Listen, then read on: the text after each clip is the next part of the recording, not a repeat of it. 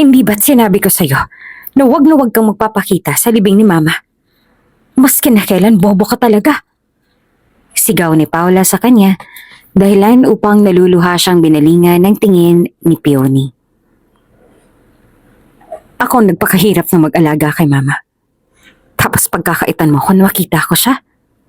Bakit? At para saan? Para makaganti ba? Sad ni Peony habang umiiyak na ikinaismid na lamang ni Paula. Baka nakakalimutan mo, nanay ko rin yan. Akong gumawa ng mga responsibilidad mo sa kanya, kaya wala kang karapatang pagkaitan ako sa mga gusto kong mangyari. Sinira mo ang mga plano ko. Alam mo ba yon, ha? Sad ni Paula habang masamang nakatitig kay Peony. Nang dahil sa'yo, Peony, nasira ang lahat ng mga plano ko. Sigaw ni Paula bago niya inangat ang kamay niya sa ere upang gawaran sana ng sampal si Peony. Napapikit si Peony sa nangyari upang ihanda ang sarili na tanggapin ang sampal ng kapatid.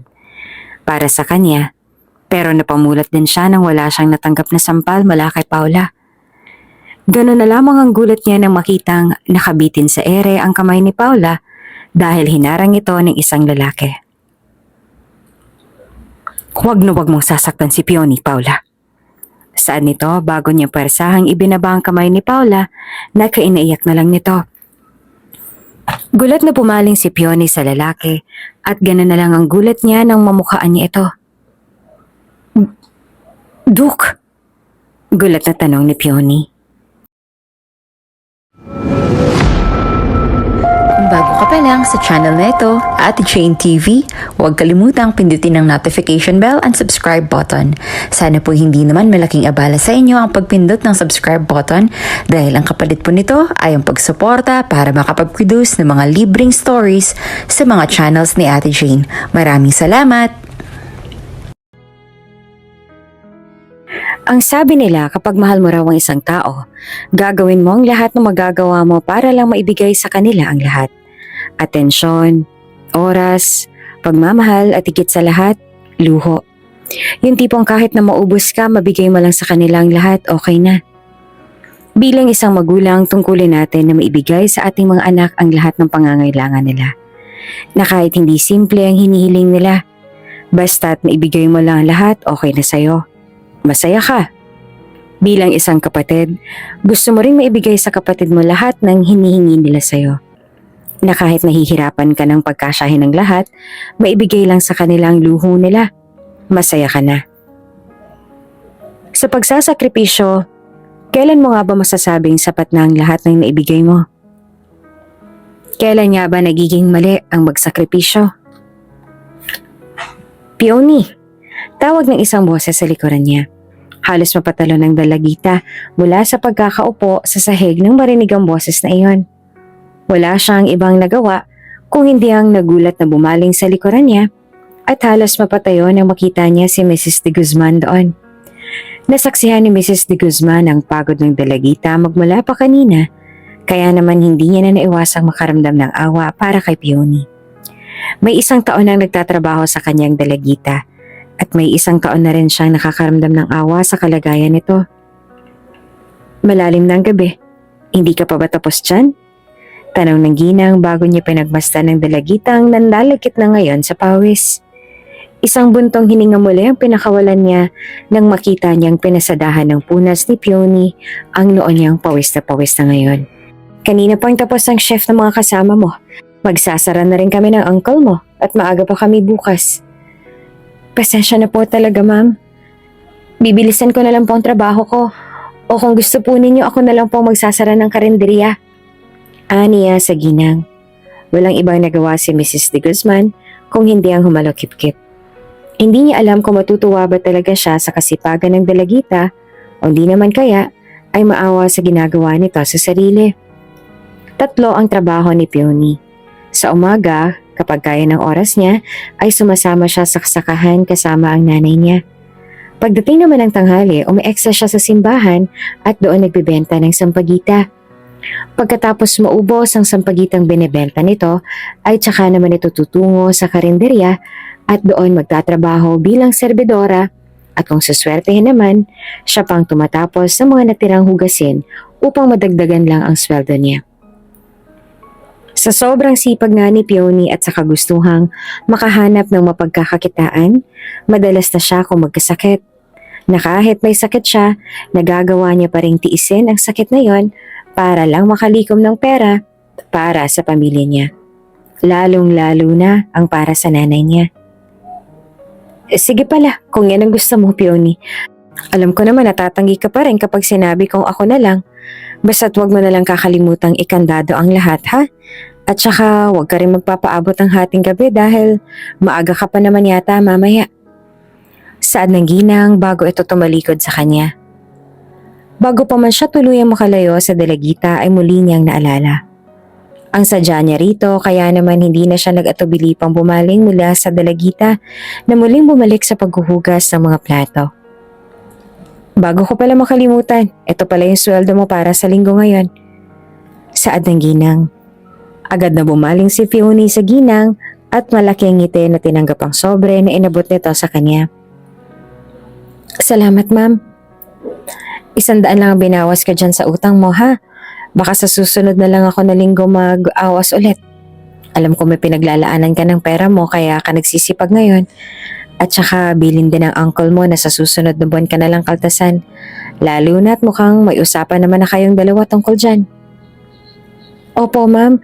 Maraming salamat po talaga. Malaking tulong po ito. Sagot pa ni Peony habang malaking ngiting nakatitig sa sobrang natanggap mula sa ginang. Hayaan niyo po, gagalingin ko po ulit sa susunod.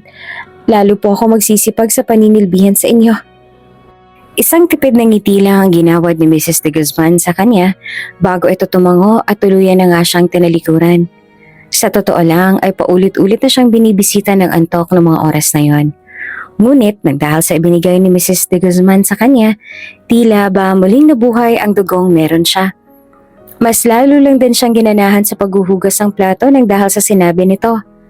Malaki ang utang niya sa mag-asawa. Ang buong akala niya nga ay ikakaltas na nito sa kanya ang utang na iyon. Ngunit ang dahil sa pakiusap niya kay Mr. de Guzman, tila ba mas lalo lang siyang ginanahan sa pagtatrabaho. Ngayon ka lang. Bungod ng nanay niya nang maabutan niya ito sa sala at abala sa pagkakape. Pasado 11:00 na, ang sabi ni Emily kanina maaga kang makakauwi. Tinapos ko lang po yung paghuhugas sa karinderya, ma. Nasasayangan din po kasi ako sa ibibigay nila. At saka para wala na rin ho ako maabutang hugasin mamaya kapag pumasok ako sa kanila. Sagot ni Peony, nakasabay na pagbuntong hininga. Maaga pa po ako bukas, ma. Mauna na po ako matulog. Kumain ka na ba? Tanong ng nanay niya bago pa man siya makapaglakad palayo. Meron akong nilutong itlog dyan. Kumain ka na muna. Wala po akong gana, ma, at saka pagod din po ako. Inaantok na nga ako eh. Sagot ni Peony bago siya humalik sa nanay niya at agad nang dumiretso ng tungo sa kwarto niya. Pagpasok niya pa lang sa kwarto ay natanaw niya na sa kama si Paula. Tulad ng nakagawian ay meron na namang facial mask na nakalagay sa mukha nito habang patuloy sa paggamit ng cellphone.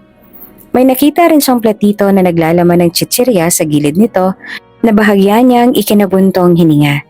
Sa halip na punain ng kakambal, wala siyang ibang nagawa kung hindi ang hihikab-hikab na naglatag ng banig sa tabi ng kama ng kakambal bago siya humiga at natulog. May bahagi sa puso niya nakakaramdam ng selo sa kakambal niyang si Paula. Hindi kasi tulad niya, lumaki ito sa luho at animoy nakukuha ang lahat ng gustuhin at hilingin nito sa nanay niya. Nag-aaral ito ng kolehiyo ngayon. Bagay na siya dapat ang naroon at hindi ito. Dahil nga siya lang ang inaasahan ng nanay nilang dalawa at kahit nalabag sa kalooban niya, siya ang napilitang tumigil sa pag-aaral upang magtrabaho at magbigay ng daan para sa kakambal. Okay lang sana sa kanyang lahat.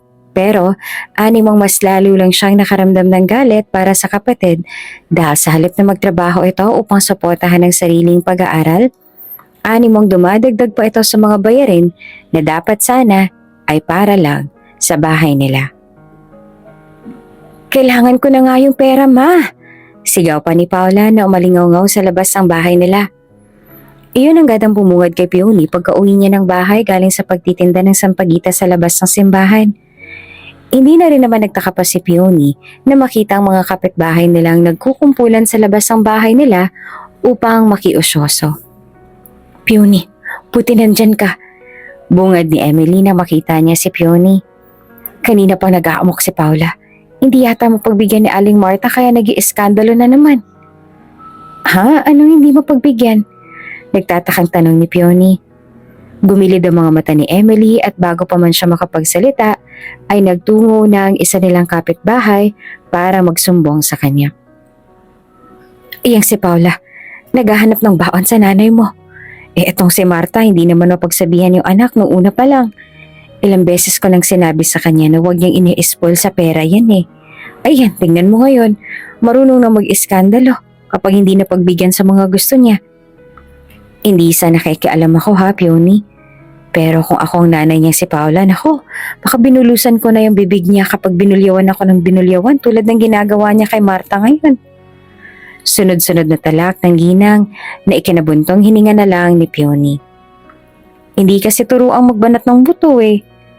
Akala nyo nangingialam lang kami, nag-aalala lang naman kami sa inyo. Alam mo naman mga kabataan ngayon, puro na lang asa sa magulang, di ba Peony? Aba mabuti ka nga't hindi mo naging kaugali yung kakambal mo. Kung naging kaugali mo pa yan, ako, maagang mamamatay yang si Marta sa konsumisyon sa inyong dalawa. Ito namang si Aling Beth, ang daming satsat. Hindi problemahin yung sariling mga anak. Angel ni Emily bago siya bumaling kay Peony. Pero may tama naman talaga si Aling Beth. Bakit nga ba kasi hindi turuan ni Aling Marta na magbanat ng buto yung kakambal mo? Laging nasasanay sa hingi eh. Nako, kapag yan nasanay sa ganyan, kayo rin ang mamomroblema sa kapatid mong yan.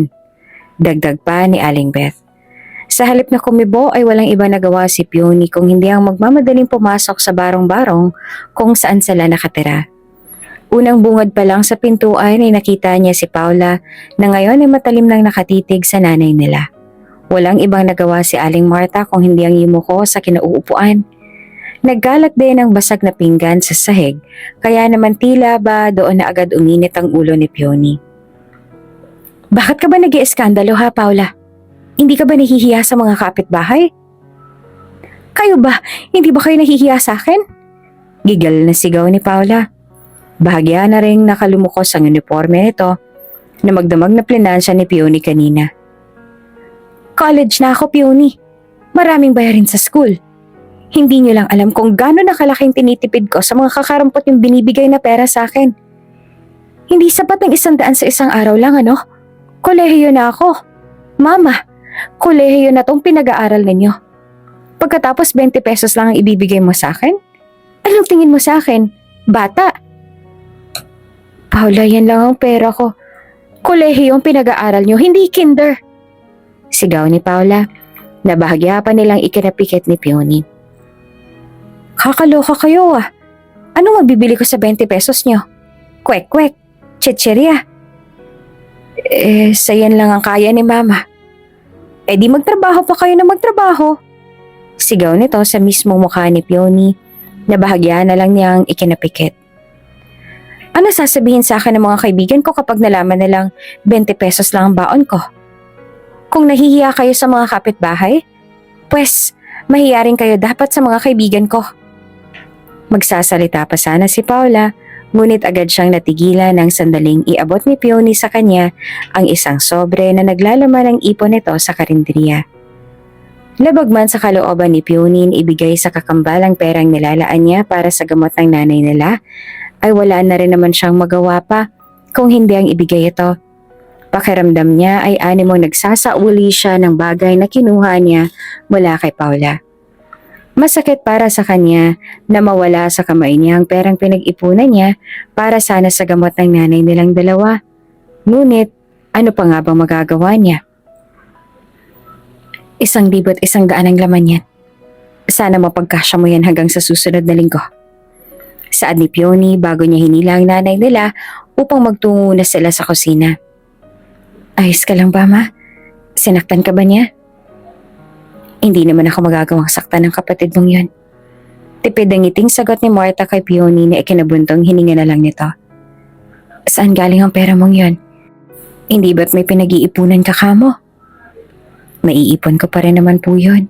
Ang importante lang para sa akin ay yung matigil na yung si Paula sa kakabusa dahil nakakahiya sa mga kapitbahay natin. Pinagchichismisan na tayo dyan sa labas oh. Sagot ni Peony habang nakasimangot na ikinatawa na lang ni Martha. Sure ka ba na hindi kanya sinaktan? Hindi magagawa ng kapatid mo yon, Peony. Nagkalat ang mga bubog kanina kaya hindi mo rin ako masisisi kung maiisip ko yon, ma. Sagot ni Peony bago niya marahang sinuri ang paa ng ina. Yung binti mo ba kumikirot pa rin? Isang buntong hininga ang pinakawalan ni Martha. Gusto niya mang maitago ang sakit ay hindi niya rin naman magawa dahil mababaka sa mukha niya ang sakit na pilit niyang tinatago sa mga anak. Kilala ni Peony ang ina kaya naman kahit nasabihin ni Martha sa kanya na wala siyang masakit, hindi pa rin siya maniniwala sa mga sinasabi nito. Bukas ipapahilot ulit natin yan sa center. Nakausap ko na si Emily bukas at siyang sasama sa'yo. Ani na lang ni Peony bago siya umupo sa sahig at doon marahang hinilot ang namabagang paa ng ina. Ang sabi ng kasamahan ko sa karinderya kanina natural daw na mamagayan, lalo na taglamig. Ang sabi nga ni Mrs. De Guzman dapat daw hindi yan hinayaan ng ganyan. Wala akong pangpaggamat dati, Peony. At saka isa pa, manganganak na ako sa inyo nun.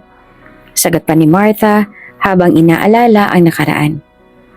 Mas importante para sa akin na matagumpay kayong mailabas. At saka pilay lang yan, gagaling din yan. Gagaling? 18 years mo nang iniinda yan, ma. Sagot ni Peony habang nakasimangot. Wala namang ibang nagawa si Martha kung hindi ang magpahagikik na lamang dahil halata na sa mukha ni Peony na naiinis na ito. Kambal ang anak niya ngunit isa lang ang lumilingon sa kanya. Tama bang bagay na yon? Sa kabilang banda ay naiintindihan niya naman si Paula kung lumaki itong matigas ang ulo. Hindi niya maibigay ang lahat ng gusto at luho nito kaya naman kahit na papaano ay naiintindihan niya naman ang anak. Responsibilidad niya naman niyang ibigay sa mga anak ang gusto at mga luho nito. Pero paano niya naman maibibigay ang lahat ng yon kung may iniinda siyang tulad nito? Hayaan mo, Peony. Balang araw, maibibigay ko rin ang lahat ng gusto niya ni Paula. Wala sa sarili niyang saad. Bahagyang natigilan pa si Peony sa pagmamasahe sa binti niya bago siya unti-unting nag-angat ng tingin sa nanay niya ngayon ay malungkot nang nakatitig sa kanya. Kapag nakatapos sa kolehiyong kapatid mo, ikaw naman ang mapag-aaral ko, anak. Pangako pa nito sa kanya. Sa ugali ni Paula ay hindi na siya umaasa. Ayaw niya lang iyong masabi ng derechahan sa nanay niya kaya naman kahit na gustong gusto niya na magsalita ay mas pinili niya na lang na itikom ang bibig. Hindi pa naman huli ang lahat. Alam niyang magbabago rin si Paula pagtagal ng panahon. Hindi pa naman huli ang magbago. Wow! Usal ang kaklase ni Paula nang makita ang isang kahon ng pizza sa mesa nila. Parang ang dami mo yatang pera ngayon ah. May part-time ka na ba? Part-time? Para lang sa mahihirap yun ano? Ngisi ni Paula dahilan upang magtawanan ng mga barkada niya sa mesang yon. Umangat ang kilay ng isa niyang kaibigan habang nakangising nakatitig sa kanya. Hindi mat belong ka naman ron? Mahirap ka rin naman ah. Sarkastiko nitong biro na inismeran niya. Ako mahirap? Hindi ako mahirap ano, Casey. Nasa abroad ang mama ko at marami kaming lupa. Pagmamalaki pa ni Paula, bago siya umismid sa kaibigan at maling-milingon ang iba niyang barkada na nakaupo sa mesang iyon. Kainin niyo lahat ng gusto niyo. Ako ang may sagot sa araw na to. Dagdag pa niya, dahilan upang magsigawan ng mga barkada niya sa mesang iyon. Ni minsan ay hindi malang naranasan ni Paula na magtrabaho, hindi tulad ni Peony na halos gawin na ang lahat ng trabahong makakaya niya para lang makaipon ng para sa gamot ng nanay nila. Walang ibang iniisip si Paula, kundi ang sarili lamang. Bagay na ni minsan ay hindi malang ginawa ni Pony. Malaki ang pagkakaiba nilang dalawa at pansin niyo ng mga tao nakapaligid sa kanila. Kakambal mo yun, diba, Ate Peony? Sad ng batang namamalimos na naging kaibigan na ni Peony sa simbahang yon. Bakit siya nag-aaral? Ikaw, hindi? Malungkot na ngumiti si Peony bago siya natatawang nagkibit ng balikat sa tanong ng batang babae. Siguro sabihin na lang natin na maswerte siya kaysa sa akin. O hindi naman kaya ay hindi ko pa oras ngayon. Kailangan ko kasi munang mag-ipon bago makapag-aral. Alam mo naman ang panahon ngayon. Saan niya bago unti-unting tumamlay ang mga mata niya. Mga mayayaman lang ang may karapatang mag-aral. Mayaman po ba yung kakambal ninyo? Inosenteng tanong nito na marahan niyang ikinatawa. Kasi kung mayaman siya, edi ibig sabihin, dapat mayaman ka rin, Ate Pioni. Hindi tungkol sa salapi ang tinutukoy ko, Ading. Sagot ni Pioni sa kanya bago siya ngumiti sa bata at marahang ginulo ang buhok nito. Masyado ka pang bata para maintindihan yung sinasabi ko. Balang araw maiintindihan mo rin yon. Sa ngayon, kailangan mo munang magbenta tulad ko at na makapag-ipon ka, ha? Malay mo, sabay pa tayo makapag-aral sa susunod na pasukan? Aniya.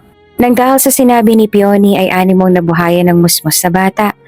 Wala na ring ibang nagawa pa si Pioni kung hindi ang mangiti na lamang ng sandaling magpaalam ang bata na magpapatuloy na sa pagbebenta ng candy sa kabilang bahagi ng simbahan. Tulad ng bata, muling nagpatuloy si Pioni sa pagbebenta ng sampagita sa mga taong dumaraan doon sa simbahan. May nakita siyang grupo ng mga estudyante na nakatitig sa gawin niya at nagbubulungan. Sa halip na pansinin yon, walang iba nagawa si Pioni kung hindi ang bumuntong hininga bago muling nag-alok ng sampagita sa mga taong dumaraan. 20 pesos po ang isa, alok niya sa ginang na naparaan. Sige nga iha, bigyan mo ako ng isa. Sagot nito bago bumunot ng pera. Pagkatapos mamili ng ginang ay bahagya pang napaatras si Pioni sa kinatatayuan nang sandaling pumarada ang isang itim na kotse sa gilid niya. Iyon din ang dahilan sa kung bakit hindi niya na nakita pa ang ilang estudyante nagbubulungan lang kanina. Hindi rin nagtagal ang titig niya sa kabilang gilid nang sandaling lumabas sa kotseng yon ang isang gwapong binata. Good afternoon sir, baka gusto niyo pong bumili ng sampagita? Ngiti niyang alok sa binata dahilan upang hubarin nito ang suot nitong shades bago kunot noong bumaling sa kanya. Mabango po ito sir, at saka pwede rin niyo pong isabit dyan sa loob ng kotse ninyo. Bagong pitas lang din po ito at saka... Hindi ako interesado, pasensya na miss. Sagot ng binata dahilan upang bahagya siyang mapanguso. Ganun po ba sir? Tanong ni Pioni bago siyang umuso at nagdesisyong maghanap na lang ng ibang pwedeng bumili sa kanya. Ma'am, baka gusto niyo pong bumili ng sampagita? Nako, pasensya na. Ma'am sir, baka gusto niyo pong bumili? Patuloy pa sa pag-alok ni Pioni. Walang ibang nagawa si Duke kung hindi ang taimtim lang na pagmasdan ang loob ng simbahan. May ilang naroroon at abala sa pagdarasal habang ang ilan naman ay animong nagtutungulan doon upang sumaglit. Papasok na sana siya sa loob ngunit tila ba hinihila ang paa niya na manatili lang sa labas. Animong may pumipigil sa kanya na pumasok sa loob. Wala siyang ibang nagawa kung hindi ang umismid at agad na nagtaas ang kilay nang sandaling makita niyang muli ang dalagitang naglalako ng bulaklak sa labas ng simbahan. Sir, tingin ko po bukas pa po ulit babalik yung nagtitinda ng bulaklak dito sa simbahan. Ani ng driver niya. Sa halip na sagutin niya ito, ay animong napakulang ang tingin ni Duke sa dalagang abala sa paglalako ng sampagita. Wala tuloy ibang nagawa ang driver kung hindi ang balingan ng tingin ang tinititigan ng boss niya. Gusto niyo po bang subukang dalhan siya ng sampagita? Tanong ng driver dahilan upang tuluyan na nitong makuha ang atensyon ni Duke. Ang alam ko sir, paborito ni Mamang Sampagita. Malay niyo po magustuhan ng mama ninyo. Habang abala si Pioni sa paglalako, ay hindi niya naiwasang mapaatras sa kinatatayuan, lalo na nang mabangga siya ng isang ginang. Iyon din ang dahilan sa kung bakit bahagya rin napaaray si Duke nang lapitan niya ang dalagita. Naku sir, pasensya na po, hindi ko po sinasadya. Ani ng dalagita bago ito umupo upang i-check sana ang paa niya. Huwag po kayong mag-alala, hihilutin ko na lang po. Hindi na. Tanggi agad ni Duke bago niya pa hinawakan ang kamay ng dalagita upang pigilan ito sa paghawak sa paa niyang naapakan nito. May itatanong lang sana ako. Ano po ba yon? Kunot na umuling binalingan ng tingin ni Duke ang gilid ng simbahan bago muling bumaling sa dalagita. Anong oras bumabalik yung nagtitinda ng bulaklak? Tanong niya. Bahagyang tumikim si Peony bago siya nagkibit ng balikat sa binata. Ang alam ko po sir, tuwing umaga lang siya nandyan. Hindi niyo po sila maaabutan ng ganitong oras lalo na't sinisita rin sila dyan. Sagot ni Peony bago nahihiyang ngumiti sa binata. Bakit po hindi niyo subukang dalhan na lang ng sampagita yung nobya niyo sir? Fresh po ito sir. At saka po alam kong magugustuhan niya to kaysa roon sa mga mamahaling bulaklak na hinahanap ninyo. Yung mga bulaklak po na iyon, mabilis pong malanta yung mga yon, lalo na kung hindi naaalagaan ng maayos. Ito naman pong sampagito ko, kahit na malanta, mabango pa rin. At saka mas matagal ang buhay ng mga to lalo na una sa lahat wala akong nobya. Para sa nanay ko may sakit ang bulaklak na bibilhin ko. Sagot ni Duke sa kanya na bahagya namang ikinanguso ni Peony. Pero ang sabi sa akin ng driver ko, iyan daw ang paboritong bulaklak ng mama ko kaya. Paborito pala sir di bumili na po kayo. 20 pesos lang pong isa. 30 ko na lang pong ibibigay sa inyong dalawa. Total, paborito naman ng nanay mo. Ngiti pa ni Peony habang nakatitig kay Duke. Bahagyang namula ang mukha ni Duke kaya naman namumula rin nag-iwas ang tingin si Peony. Bilhin niyo na po itong mga bulaklak ko, sir. 100 na lang, bibigay ko sa inyo lahat. Kailangan ko rin po kasing bumalik sa karinderya at baka gabihin ulit ako tulad ng kagabi. Dagdag pang pakiusap ni Peony. Total ay mukha naman po kayong mayaman. Bubulong-bulong niya pang saad. Medyo dumidilim na rin ang mga oras na yon kaya naman walang ibang nagawa si Duke kung hindi ang mapabuntong hininga. Kahit naman hindi sabihin ni Peony ang tungkol sa bagay na yon, ay may plano rin naman ang binata na bilhin lahat ng bulaklak na binibenta niya. Hindi niya alam kung bakit pero tila ba may kung ano sa kanya ang animong interesado sa dalagita. Bukas pa nandito ka rin? Tanong ni Duke, dahilan upang muli siyang balingan ni Peony.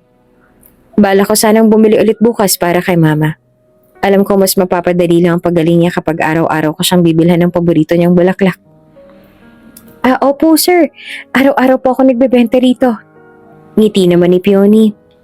Nang hapong yon ay binili ni Duke ang lahat ng sampagitang inilalako niya ng mga oras na iyon. Sobra rin ang bayad ni binigay ni Duke sa kanya. Kaya naman labis-labis ang tuwa niya na hanggang sa pagtungo sa karinderya ni Mrs. De Guzman ay dala-dala pa rin niya ang ngiting meron siya. Mukhang in love ka yata. May nagpapasaya ba sa'yo?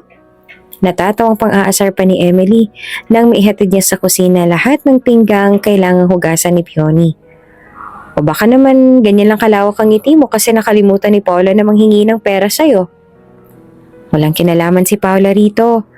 At saka natutuwa lang ako kasi unang beses ko nakatagbo ng customer na halos bilhin na lahat ng benta kong sampagita sa harap ng simbahan. Ang akala ko nga malulugi na ako kasi walang halos bumibili ng sampagita kanina eh. Buti na lang dumating siya. Nangingiting kwento pa ni Peony kay Emily na wala namang ibang nagawa kung hindi ang makinig sa lahat ng kwento niya. Labis-labis ang tuwa ni Peony, lalo na magsimula si Duke na bilhin at pakyawin lahat ng bulaklak na binibenta niya sa tuwing magkikita sila sa simbahan.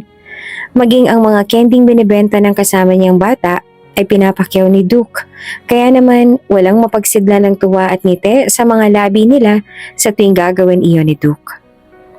Maraming salamat po talaga Kuya Duke, hulog po talaga kayo ng langit. Ani ng bata dahilan upang nangingiti siyang hawakan sa ulo ni Duke. Sana po mas lalo kayong bigyan ng blessings ni Lord. Walang anuman. Saglit ni Duke bago siya yumuko sa harap ng bata na pasekreto namang nginitian ni Peony sa gilid nila. Basta, lagi mo lang ipapangako sa akin na mag-aaral ka ng mabuti, ha? Ay hindi ko po yan mapapangako, kuya. Natatawang saan ng bata dahilan upang bahagyang kumunot ang noo ni Duke. Hindi po ako nag-aaral ngayon eh. At bakit naman? Pareho po kaming walang kakayahang mag-aral sa ngayon. Singit ni Peony. Dahilan upang tuluyan ng tumayo si Duke sa harap nila.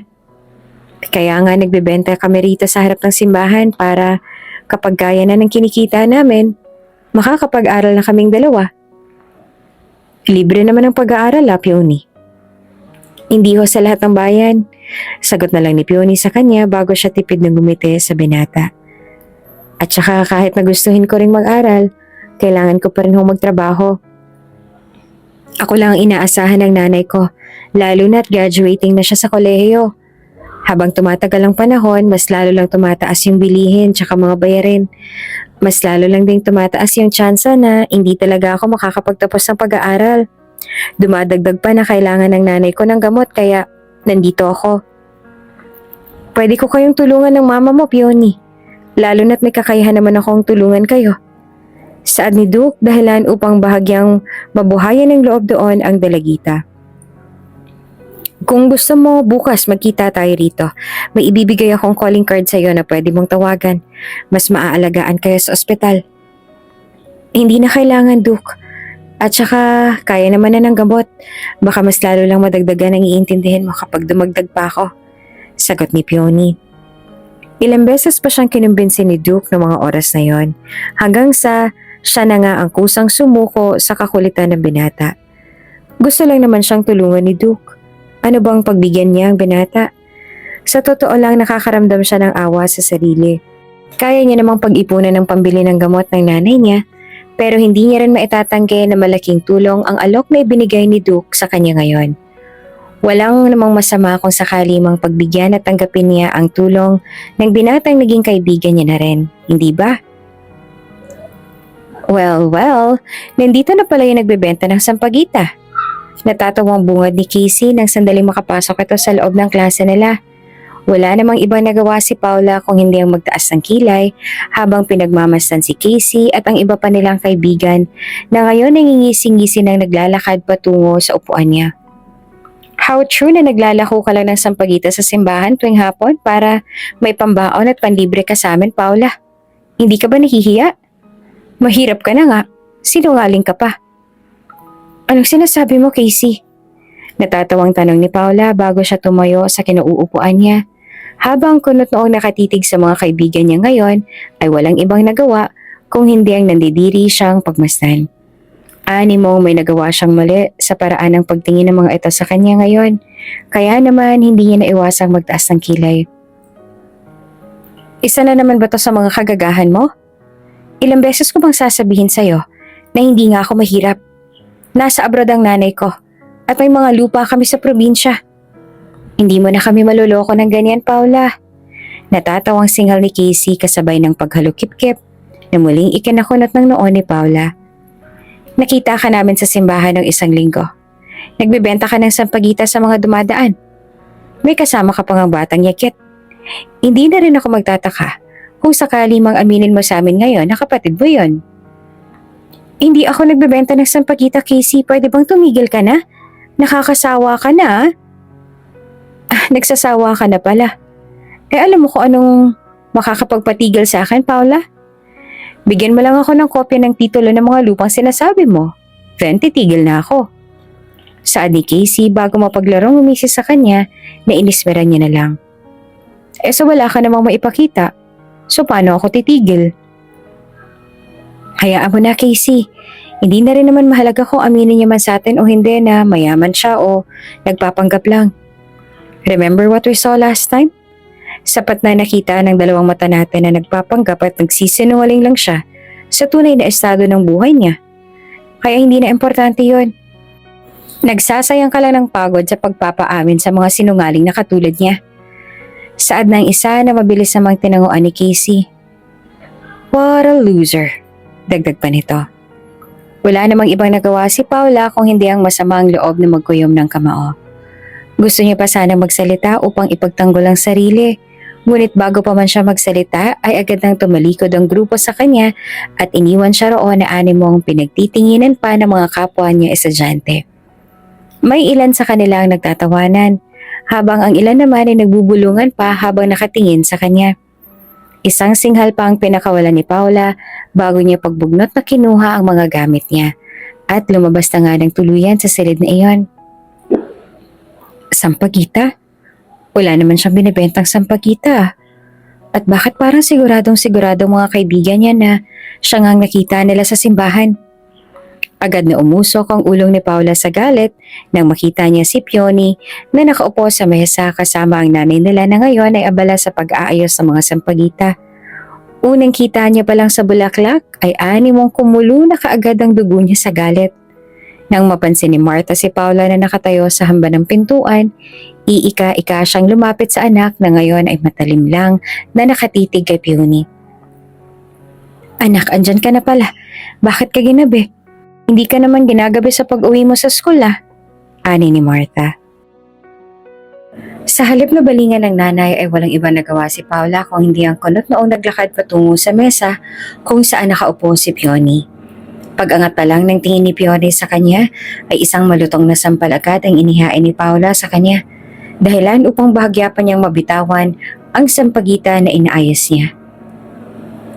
Para yan sa ginawa mong pamamahiya sa akin sa mga kaibigan ko, Peony. Wala ka talagang magawang tama sa buhay mo, no? Kung sira ng buhay mo, huwag mo nang idamay pang buhay ko. Sigaw ni Paula sa kanya bago niya itinapan sa sahig ang palanggana ng mga bulaklak at galit itong pinag-aapakan na ikinatayo ni Peony. Dapat sa mga basurang to sinisira. Ano bang problema mo, Paula? Singal ni Peony na animoy nagulat sa ginawang kilos ng kakambal. Nababaliw ka na ba? Ikaw ang baliw, Peony. Paula, ano bang problema mo, anak?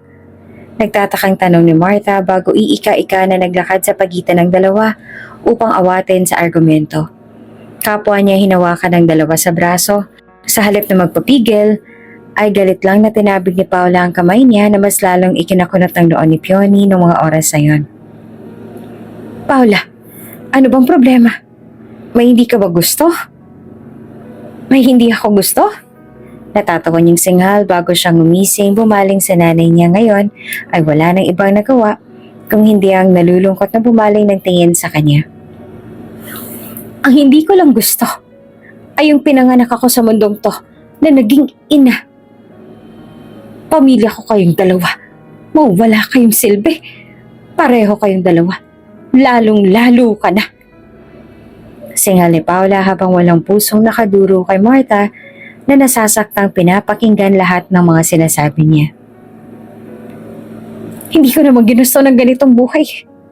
Hindi ko rin alam kung anong naging kasalanan ko sa dati kong buhay at bakit pinaparusahan ako ng ganito kasama kayo.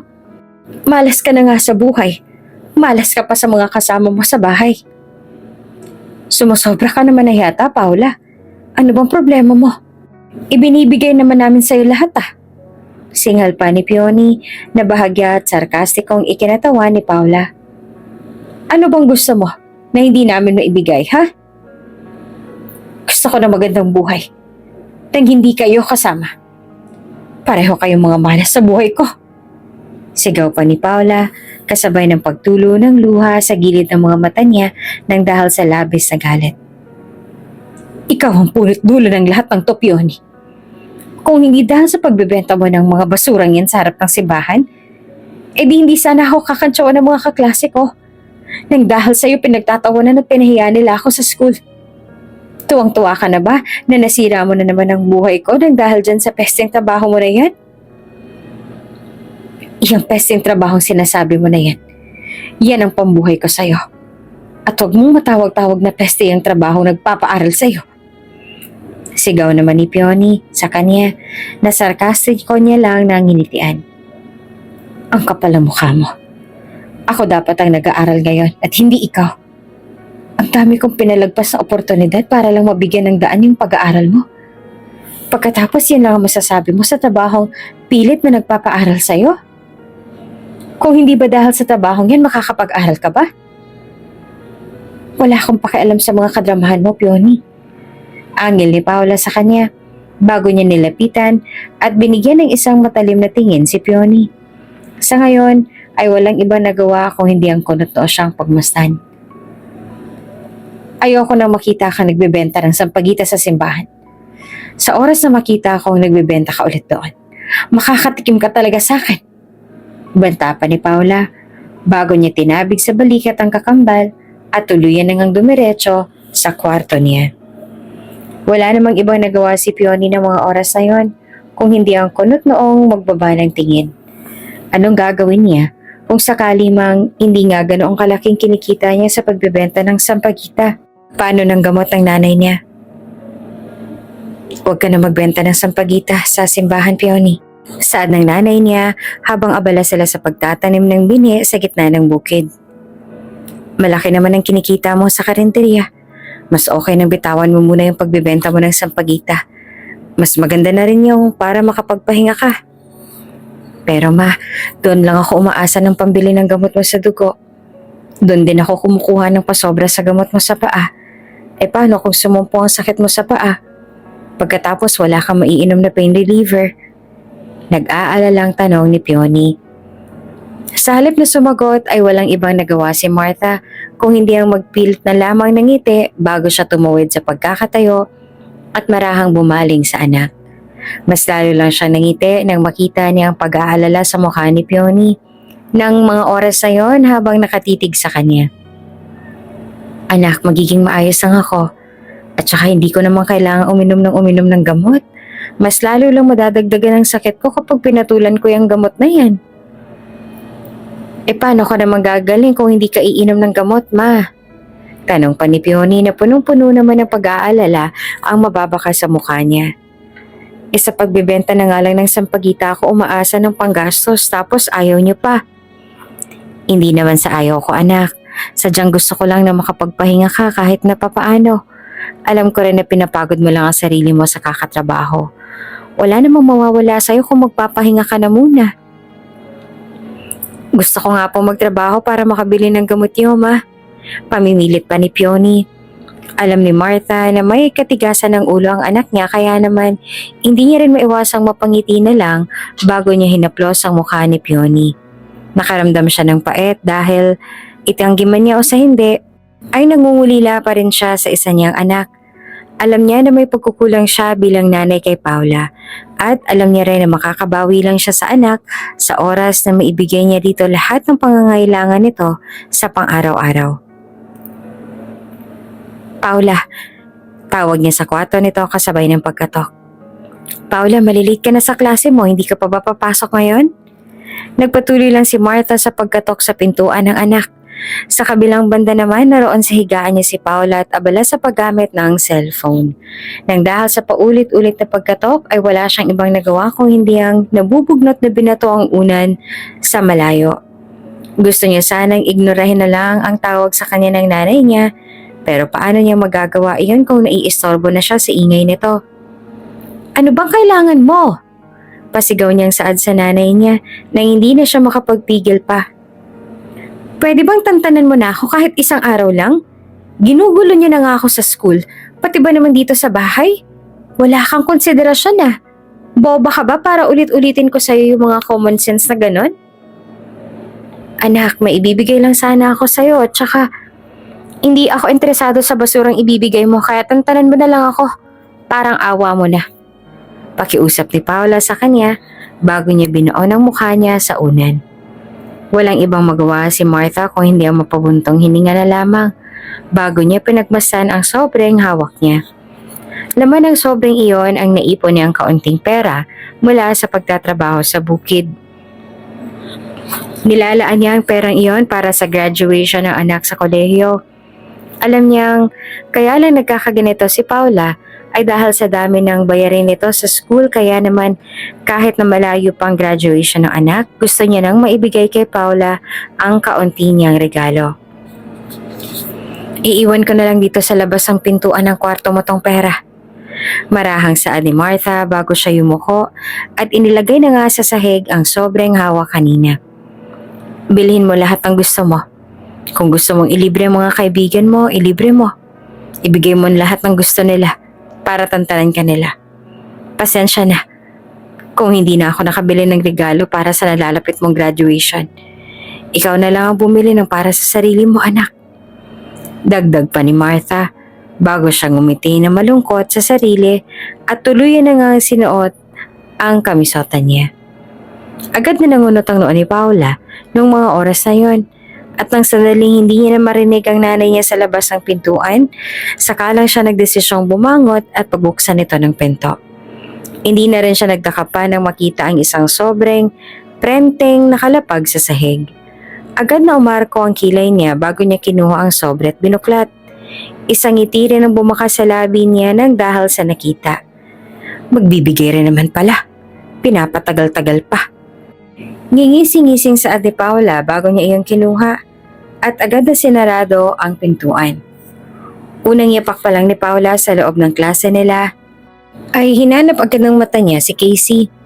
Tulad ng nakagawian ay nakita niya na naman itong pinapalibutan ng mga kaibigan nila. Sobrang saya nila kapag wala siya. Kaya naman hindi niya talaga naiwasang makaramdam ng galit at tampo sa mga ito. Mahala siya ng mga ito kapag may pera siya.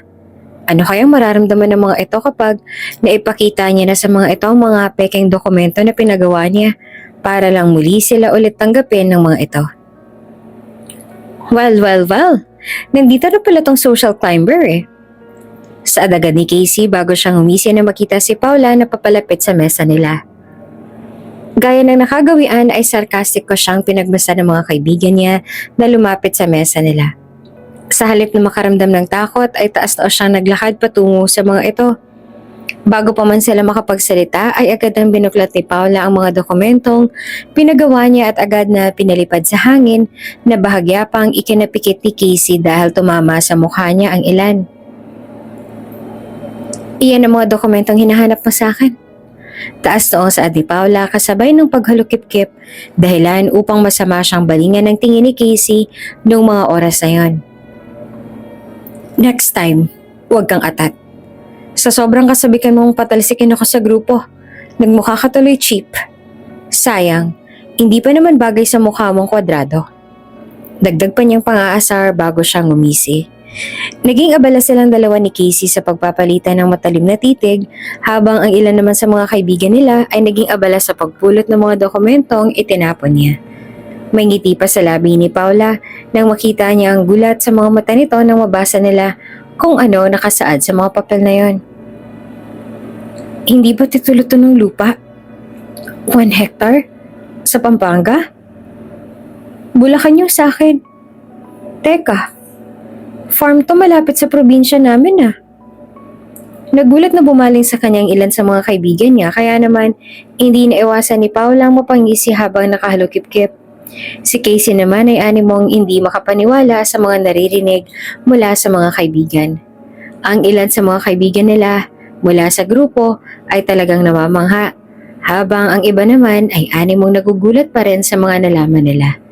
Hindi nila sukat akalain na totoo pa lang talaga ang sinabi ni Paula. Kung mayaman pa lang talaga sila, bakit natin siya nahuling nagbebenta ng sampagita sa tapat ng simbahan?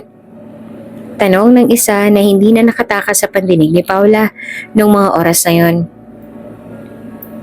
Nagbebenta ako ng sampagita dahil yun lang ang alaala ko sa mama ko bago kami nagkahiwalay at nung bumalik siya sa ibang bansa para magtrabaho. Ginagawa ko yung tuwing namimiss ko siya. Hindi rin ako naghahabol ng mga mamimili ng bulaklak dahil pinamimigay ko lang yun. In that way, nakatulong na ako. Napagbibigyan ko pa ang sarili ko. Aniya.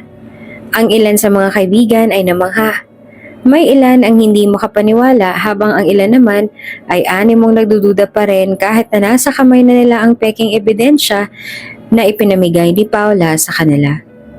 Para kay Paula, masaya na siya na maipakitang napahiya si Casey at nagmukhang sinungaling sa iba pa nilang kaibigan. Kahit na naubos pa ang perang ibinigay ni Martha sa kanya sa pagbayad sa tao sa pamimeke ng mga dokumento. Tila ba nabuo na rin ang araw niya sa nangyari. Sa kabilang banda naman, walang ibang nagawa si Duke kung hindi ang naiinip na mapatingin sa relos na suot niya. Mag-aalas 5 na ng hapon ngunit hanggang ngayon ay hindi niya pa rin nakikita si Peony sa harap ng simbahan. Maging ang batang binibilhan niya ng candy ay hindi niya rin nakita pa kaya hindi niya na rin maiwasang makaramdam ng lungkot. May ilang oras na siyang naghihintay roon tulad na napag-usapan nila ni Peony kahapon. Wala siyang kontak sa dalagita kaya naman hindi niya maiwasang makaramdam ng inis at kaunting pag-aalala. Wala bang isang salita si Peony sa ipinangako nito sa kanya kahapon? May nangyari na ba sa dalagita? Anong nangyari at bakit hindi siya sumipot? Ilang beses muli siya nagpabalik-balik sa simbahan na iyon at sa mga sumunod na araw hanggang sa hindi niya natuluyang nakita pa si Peony. May ilang linggo na siyang nagpapabalik-balik doon at maski kailan, hindi niya na muling nahagilap ang dalagita. Sir, hinahanap na po kayo ni Madam. Wala pa raw kayo sa ospital. May mga meeting pa raw kayong dadaluhan. Saad ng driver niya dahilan upang mapabundong hininga si Duke bago siya malungkot na tumayo mula sa pagkakaupo ng gilid ng simbahan. Nakausap ko po yung ibang tendera malapit dyan. Ang sabi nila, hindi raw nagpakita si Peony buhat nung nakaraan. Yung batang binibilhan niya naman ng candy, kinuha na ng tita niya sa kabilang bayan. Hindi ko naman sila matanong sa address ni Peony at wala namang gaanong nakakakilala sa kanya rito. At saka isa pa ang sabi nila, dayo lang daw yun dito. Saka gusto nga makaipon at makabili ng gamot para sa nanay, napadpad dito para magbenta ng sampagita. Niwala nga po nakakaalam sa tunay niyang pangalan, sir eh. Dagdag pa nito, na ikinabuntong hininga na lang ni Duke. Siguro nga ay talagang may dahilan ng lahat. Kung alam niya lang na ganito ang mangyayari at magkakahiwalay silang dalawa, sana pala ay inalam niya na ang tirahan ng dalagita. O hindi naman kaya kahit man lang ang apelido nito. Pero, ganun talaga siguro ang buhay. May dahilan naman siguro ang lahat kaya nangyayari ang lahat ng to. Marahil ay tinadhana lang silang magkita at magkakilala sa kaunting panahon. Hindi man nagtagal ang pagkakaibigan nilang dalawa, kahit na papaano ay marami siyang natutunan kay Peony tungkol sa buhay. Sir, good morning. Nariyan na pong ilang board members. Saad ng sekretarya niya nang sumilip ito sa pintuan ng opisina niya. Walang ibang nagawa si Duke kung hindi ang bahagyang mapabuntong hininga bago niya tuluyang sinarado ang maliit na notebook at tuluyan na ngang tumayo sa upuan niya. May ilang taon na nakakalipas simula nang mangyari ang lahat. Kahit na ilang taon na nakalipas, hanggang ngayon ay nananatili pa rin si Peony sa isip niya. Hindi niya alam kung bakit pero tila ba may kung ano sa dalagita na nakakapagpapakalma sa kanya. Animong interesado siya sa dalaga. May parte sa kanya ang gustong makitang muli si Peony. May ilang taon na nakakalipas at marami na rin nangyari. Pero hanggang ngayon ay nasa isip niya pa rin ang dalagitang yon. Marahil nga ay dalaga na ito ngayon o hindi naman kaya ay tuluyan na rin nag-asawa tulad ng iba. Attracted ba siya sa dalagitang naging kaibigan niya noon? Bakit ganito ang nararamdaman niya? Kahit na may ilang taon na rin ang nakalilipas, simula nang mangyari ang lahat. Ma, andito na yung gamot mo. Saad ni Peony habang inihahanda ang gamot na iinumin ng nanay niya. Tulad ng nakagawian ay iika-ikang nagtungo si Martha sa kusina kung nasaan si Peony.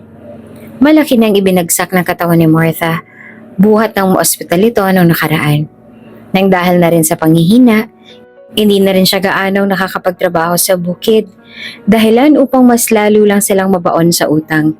Naroon sila ngayon sa probinsya at doon na naninirahan simula nang mapaalis sila sa dati nilang inuupahan.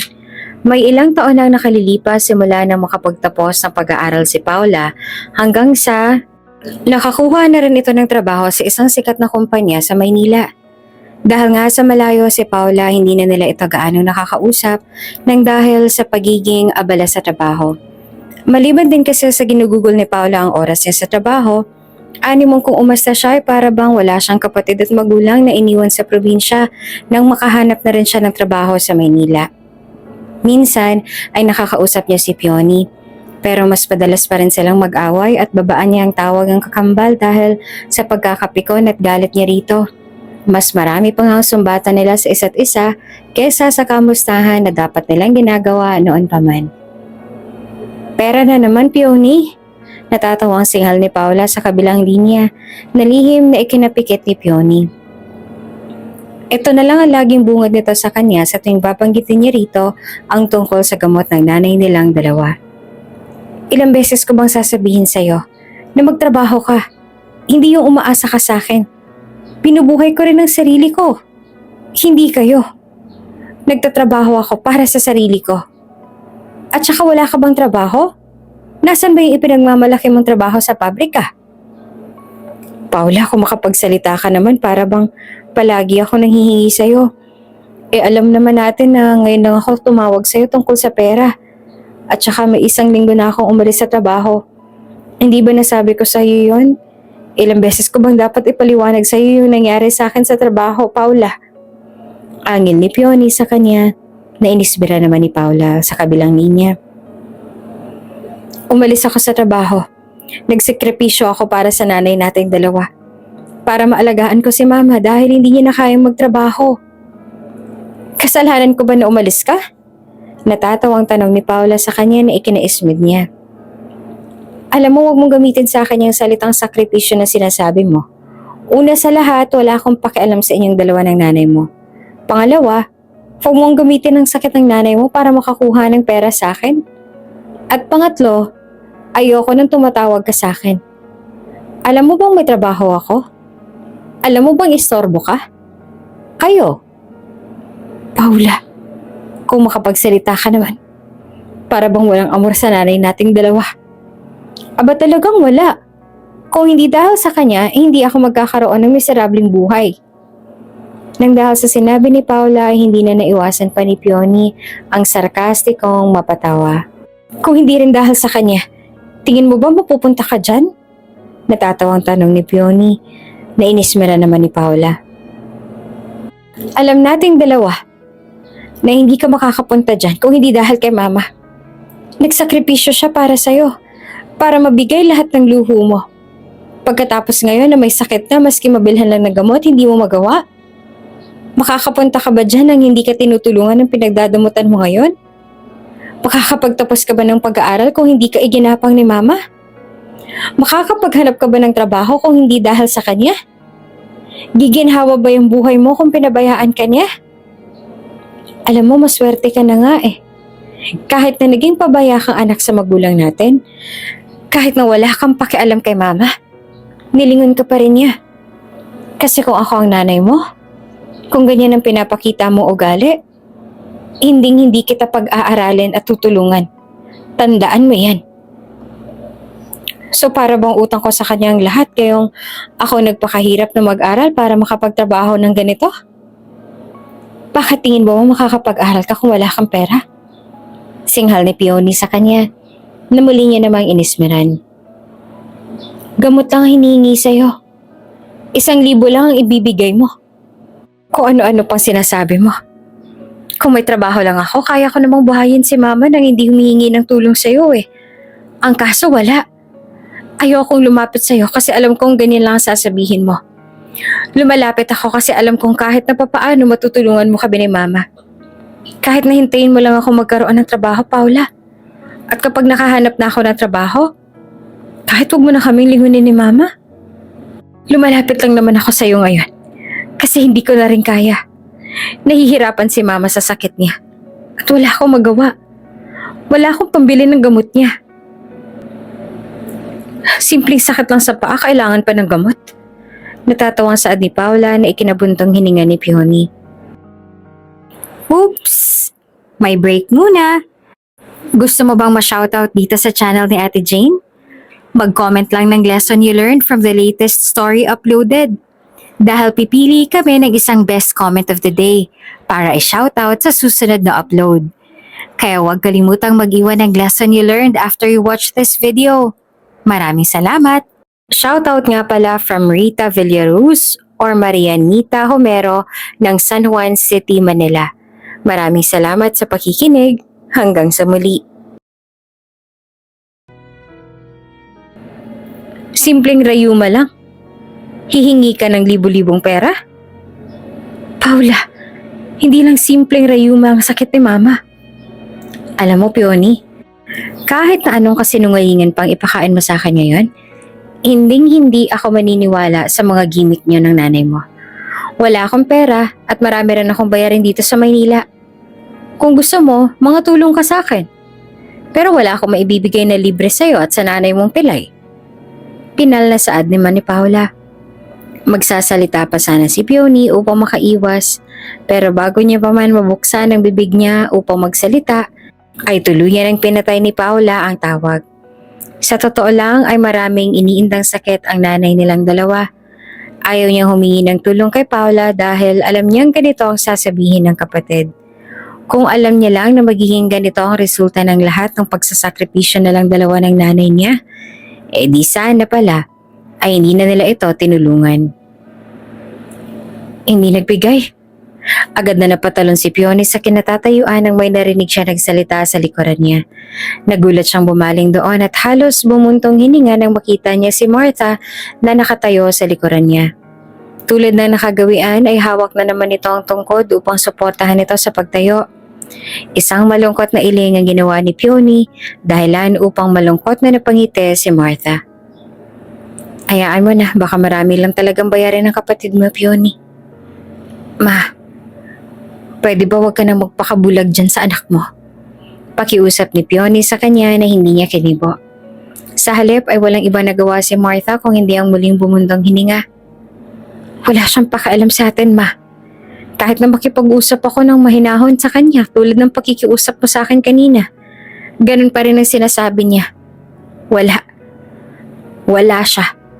Ilang beses na ako nagbaba ng pride dyan. Para siyang taong walang konsensya. Ni hindi niya na nga magawang mapasalamatan sa lahat ng sakripisyo natin eh. Kahit salamat man lang sana, wala naman ako marinig sa kanya. Hayaan mo na, Peony, anak. Saad pa ni Martha bago niya hinawakan ang kamay ni Peony na kunot noon naman itong ikinabuntong hininga. Hayaan mo kapag gumaling ako, babawi ako sa iyo at sa lahat ng naging pagkukulang ko. Ma, hindi mo naman kailangang bumawi eh. Pero gusto ko, Peony. Sagot ni Martha sa kanya dahilan upang mangilid ang luha niya sa gilid ng mga mata. Naging focus ako sa kapatid mo. Kahit na marami akong pagkukulang sa iyo ni minsan, hindi mo man lang ako nagawang sumbatan. Kahit na minsan lang palagi kitang naisasantabi. Ni minsan, hindi ka man lang nagtanim ng galit at sama ng loob sa akin. Kasi nanay kita, ma. Saad ni Peony dahilan upang marahan siyang yakapin ni Martha, kasabay ng paghagod sa likuran ng anak. Yun nga lang pagluwal mo sa akin sa mundong to, malaking bagay na. Kahit na naging mahirap yung buhay natin, nabigyan mo pa rin ako ng simple at payapang buhay. Yung makasama lang kita ng matagal, masaya na ako. Kahit mahirap lang ang buhay natin, kontento na ako, ma. Basta kasama kita palagi. Dagdag pa ni Peony. Walang ibang nagawa si Martha kung hindi ang mas lalo lang nahigpitan ng yakap sa anak. Noong mga oras na yon ay wala siyang ibang nagawa kung hindi ang yakapin ng anak. Naging makasarili siya sa pagtulong sa isa niyang anak hanggang sa nakalimutan niyang anak niya na rin pala si Peony. Alam niyang marami siyang pagkukulang kay Peony.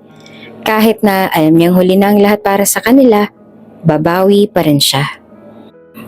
Ma, nakahanda ka na ba? Tanong ni Peony sa kanya isang umaga. Sa huli ay muli nilang napagdesisyon ng mag-ina na muling bumalik sa Maynila upang doon maghanap ng oportunidad. Maliit lamang ang probinsya at iyon ang alam ni Peony. Halos libutin niya na nga ang buong probinsya para lang makahanap ng trabaho.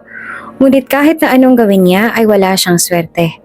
Nang sabihin sa kanya ni Martha na gusto nitong bumalik sa Maynila ay hindi na rin siya nag-atubili pang humindi sa kagustuhan nito. Alam niya na nasa Maynila ang oportunidad at doon lang siya makakahanap ng trabaho na posibleng makatulong din sa kanila balang araw. Alam ko kung anong plano mo, ma. Saad ni Peony na makarating sila sa apartment sa Maynila na inuupahan nila habang naroroon sila. Bumali siya sa nanay na ngayon ay kahit na napapaano ay nakakapaglakad na rin kahit na tanging tungkod lamang ang sumusuporta rito. Alam ko may plano kang pumunta kay Paula. Bibisitahin ko lang siya, anak. Saad naman ni Martha bago pang umiti kay Peony na ikinahinga lang nito ng malalim. Hindi rin naman ako magtatagal, dadalan ko lang siya ng tanghalian niya sa opisina.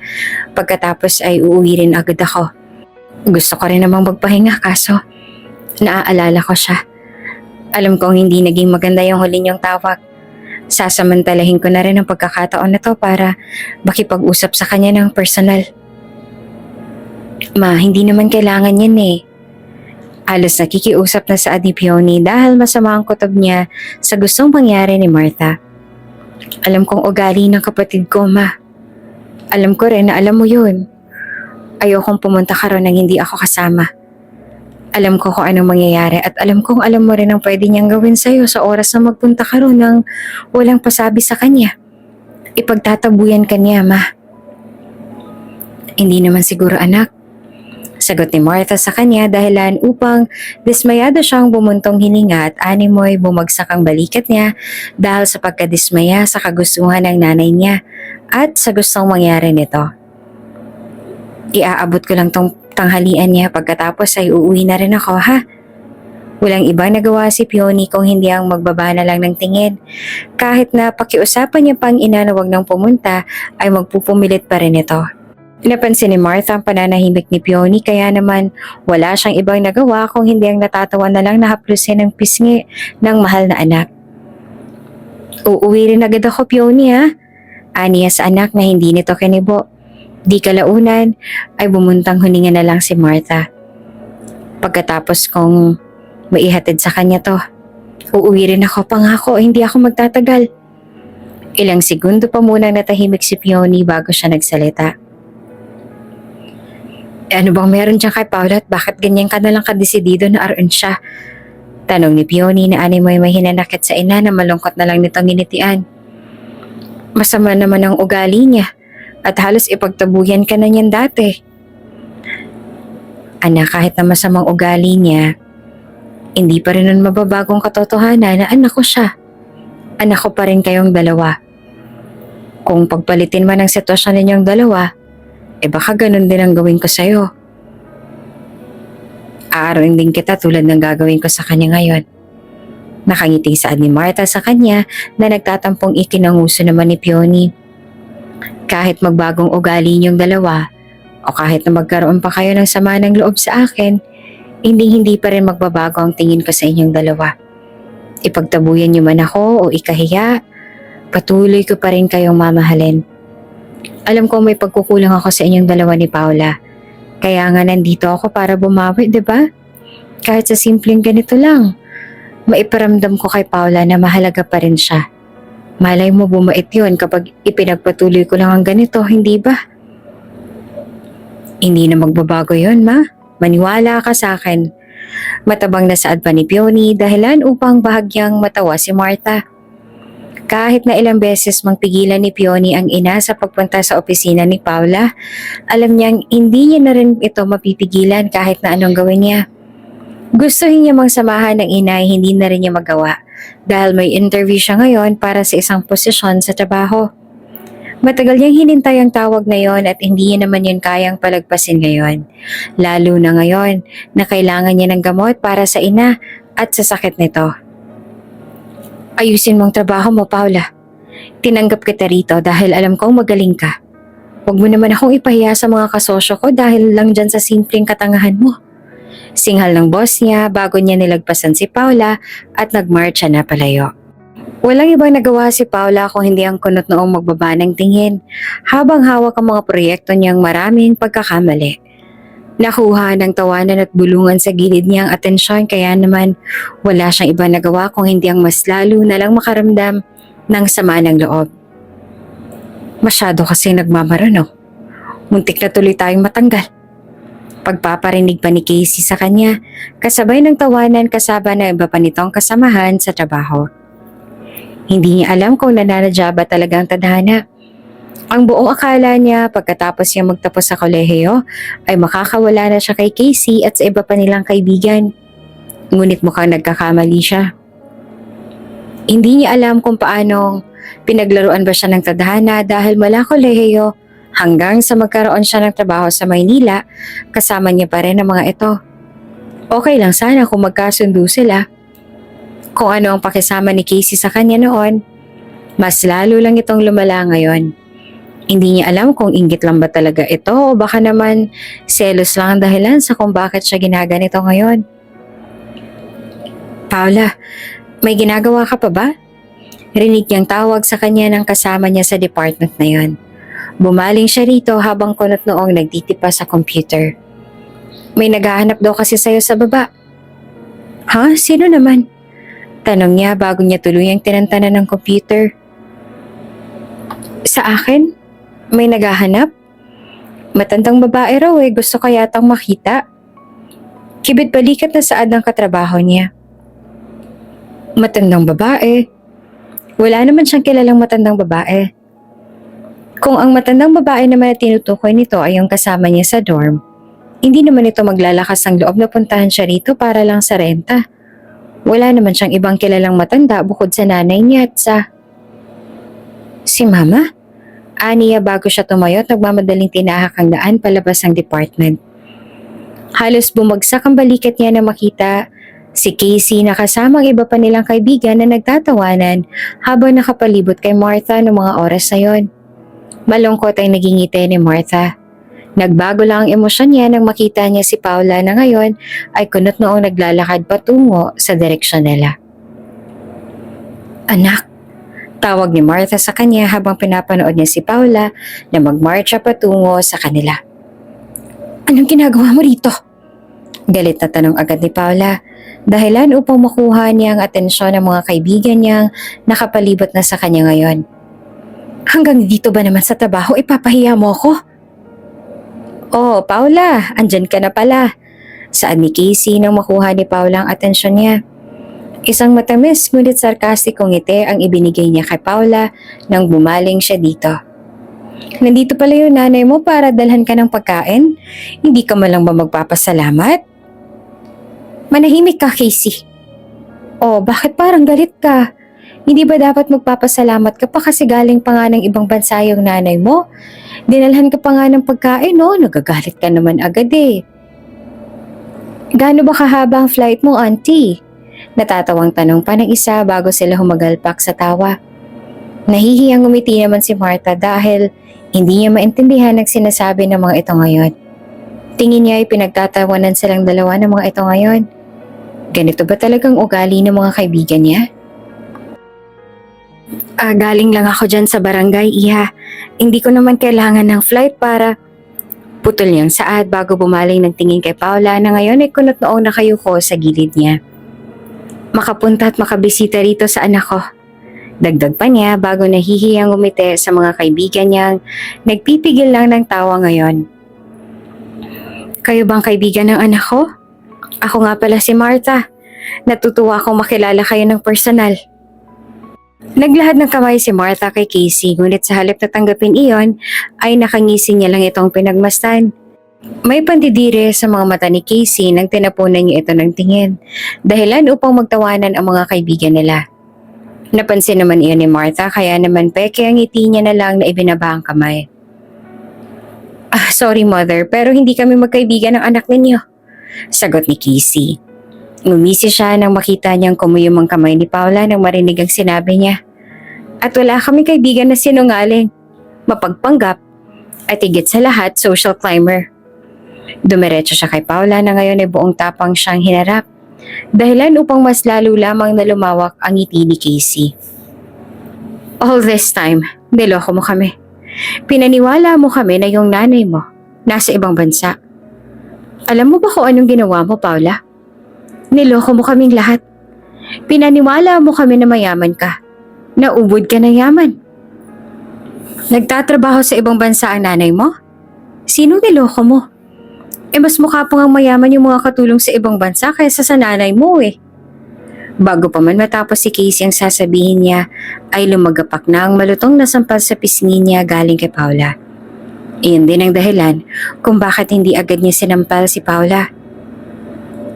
Anong karapatan mong saktan ako, ha?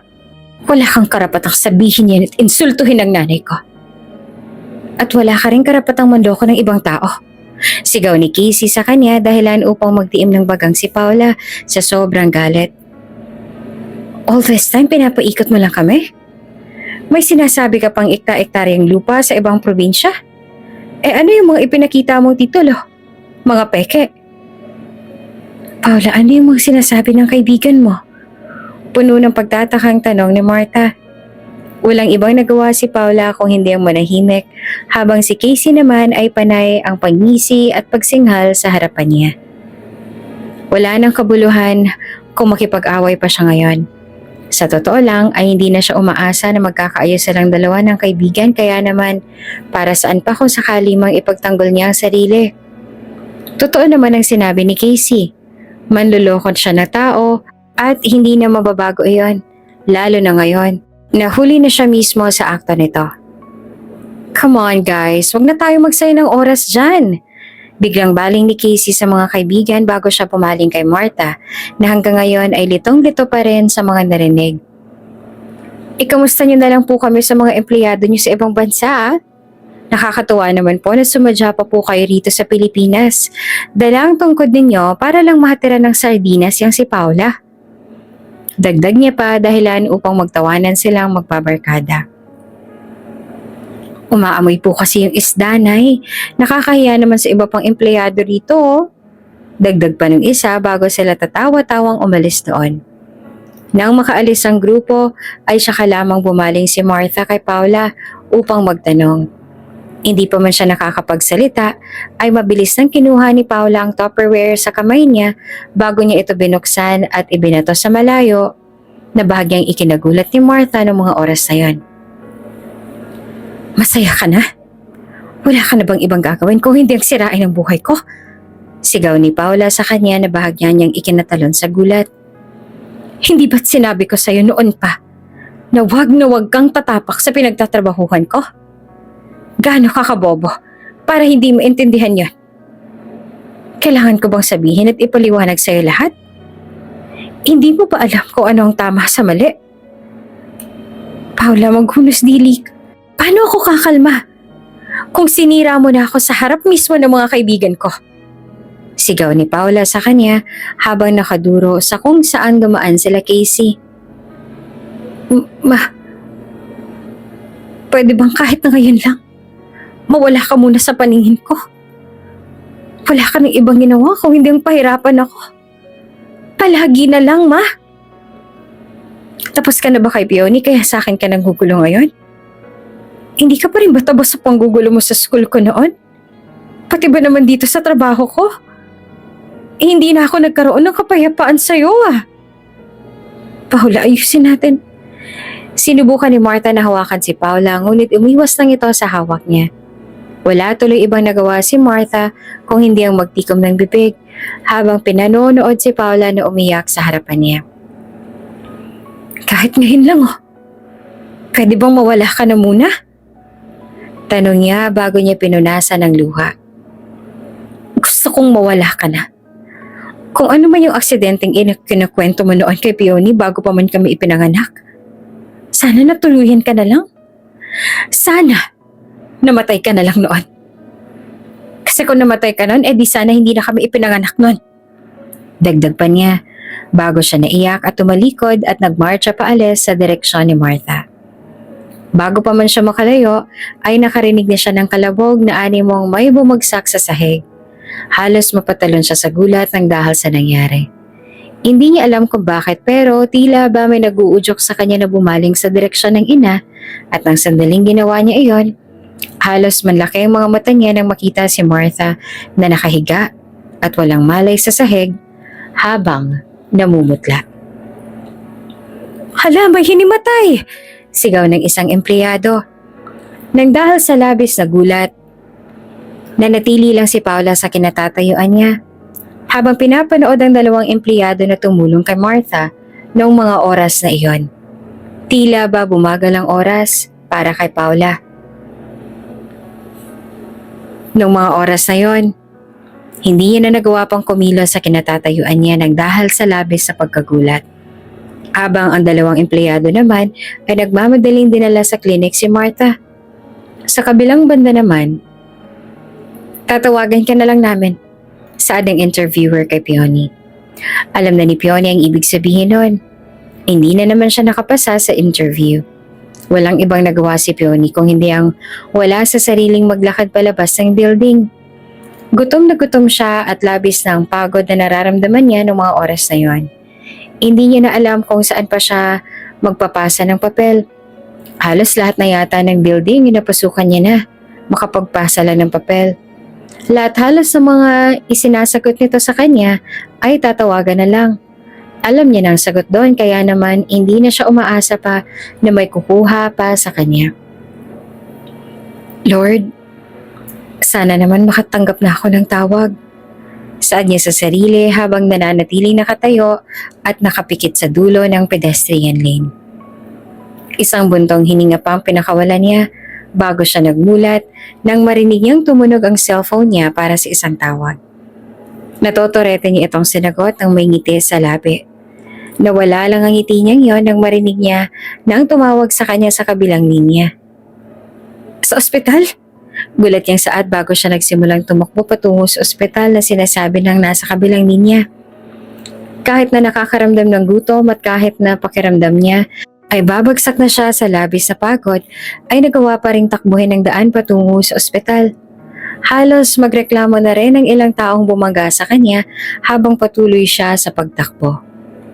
Sa halip na humingi ng paumanhin ay dire-diretso lang siyang tumakbo hanggang sa makarating na siya sa emergency.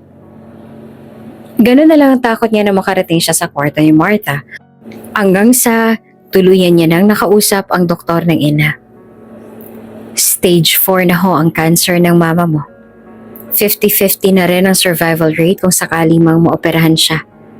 Dagdag pa nito, na hindi na nagawa pang sundan ni Peony noong mga oras na yon. Paano na siya kung sakali mang bawiin na ng langit ang nanay niya? Sino ang magiging kasangga niya sa lahat? Mama, lumaban ka lang ha? Huwag mo akong iiwan. Gagawin ko ang lahat ng makakaya ko para lang mapahaba yung buhay mo. Saad ni Peony habang nakahawak ng mahigpit sa kamay ni Martha na hanggang ngayon ay hindi pa rin nagigising. Konsensyang bumabalot kay Paula ng mga oras na yon habang patuloy pa rin sa pagtatrabaho. Ang nakaabot na balita sa kanya ay inilipat sa isang pribadong ospital si Martha at hanggang ngayon ay hindi pa rin nagigising. Hindi niya alam kung dahil ba yon sa pagkabagok ng ulo niya nang mawalan siya ng malay o baka naman ay sanhi ito ng sakit nito sa binti. May sakit ba siya? Natatakot niyang bulong sa sarili. Ilang beses na rin siyang sinubukang tawagan ni Peony ngunit hanggang ngayon ay hindi niya pa rin sinasagot ang tawag nito. Alam niya na sisisihin siya ng kakambal kaya naman bakit pa niya sasagutin ang tawag nito?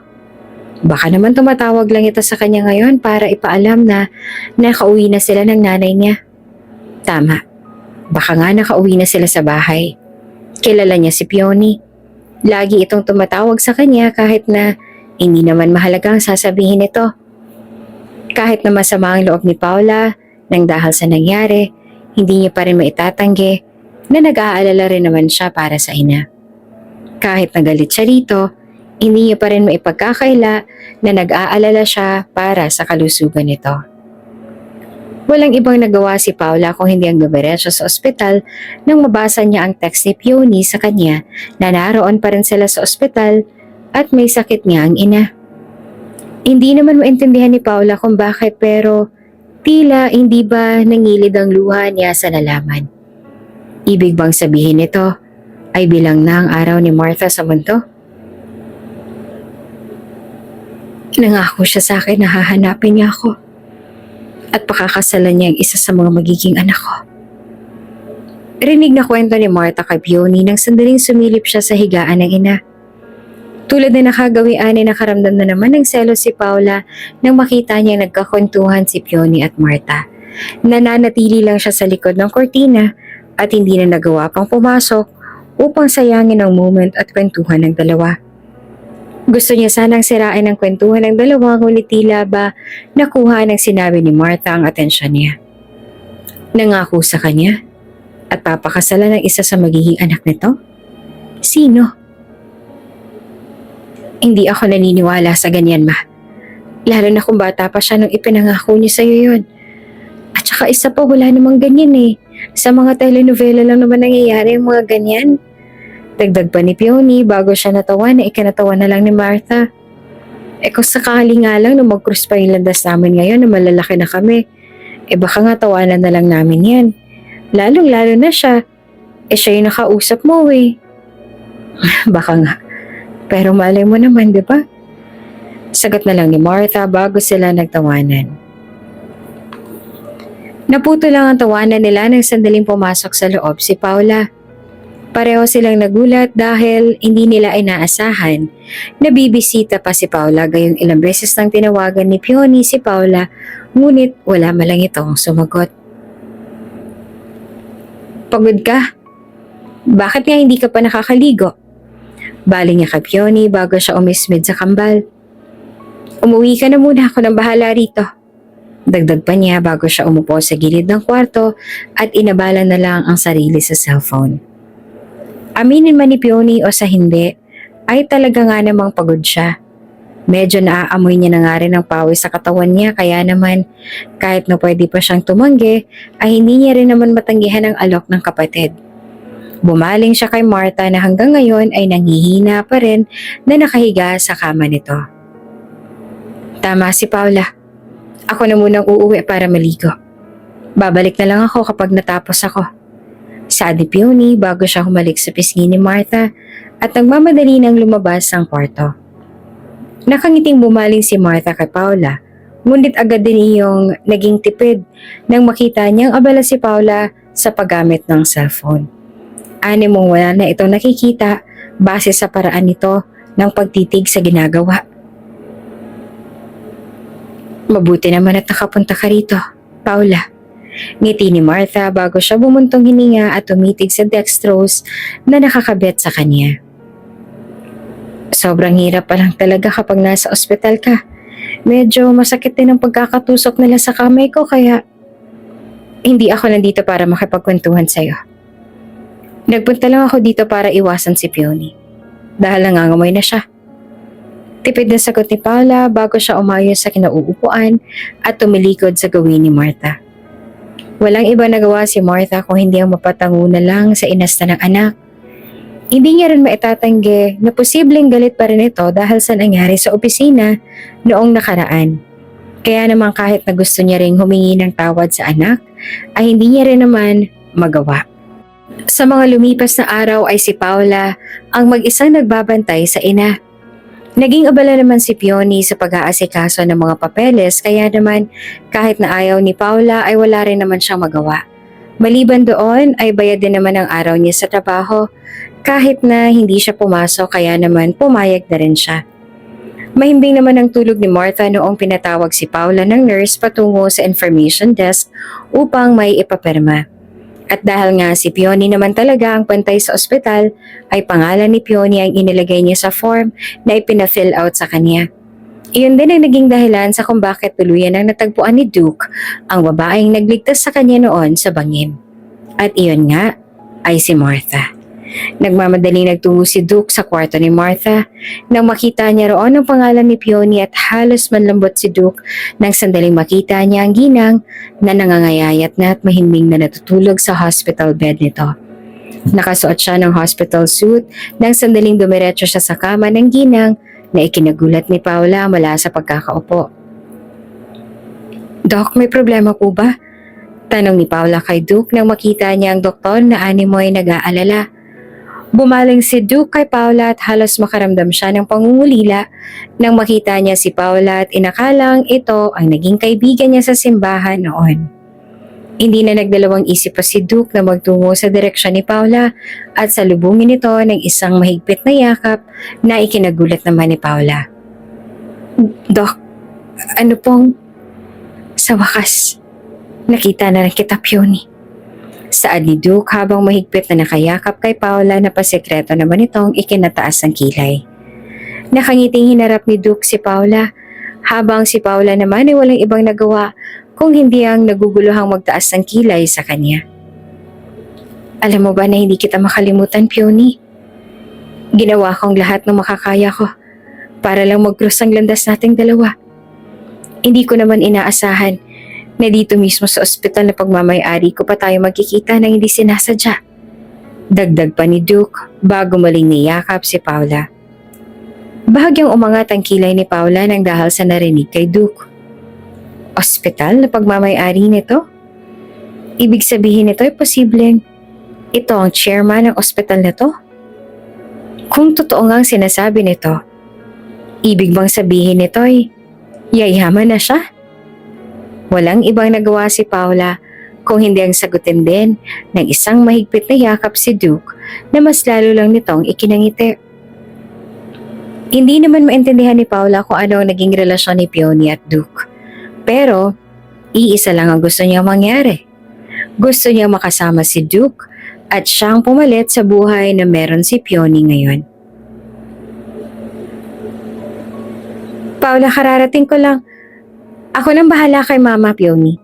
Mukhang hindi mo naman na gagampanan ng maayos ang pagbabantay sa kanya. Saad pa ni Paula dahilan upang bahagyang umangat ang kilay ni Peony sa sinabi niya. Aasikasuhin ko na muna yung mga dokumentong inaayos mo. Ako na munang magbabantay kay Mama ngayon. Pero, Paula, sumunod ka na lang, Peony. Sagot ni Paula dahilan upang bahagya siyang makaramdam ng pagkalito.